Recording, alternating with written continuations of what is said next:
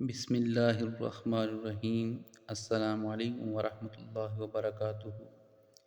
ایک صاحب نے سوال پوچھا ہے کہ اعتکاف کرنے والی عورت کو اگر ایام مخصوصہ آ جائیں تو اس صورت میں کیا عورت کا اعتکاف باقی رہے گا یا عورت اپنا اعتکاف باقی رکھ سکتی ہے، جاری رکھ سکتی ہے کہ نہیں؟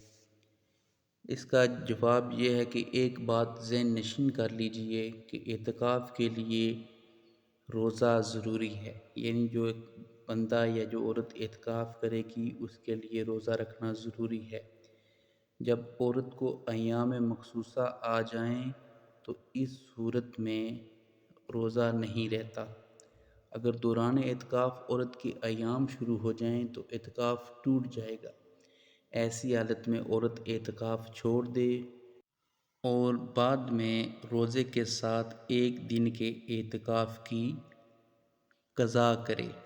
سال کے جن دنوں میں روزہ رکھنا منع ہے، مثلا عید کے دن اور بھی جو باقی دن ہیں، اس کے علاوہ کسی دن مغرب سے دوسرے دن کے غروب آفتاب تک ایک دن کے اعتکاف کی قضا کرنی ہوگی۔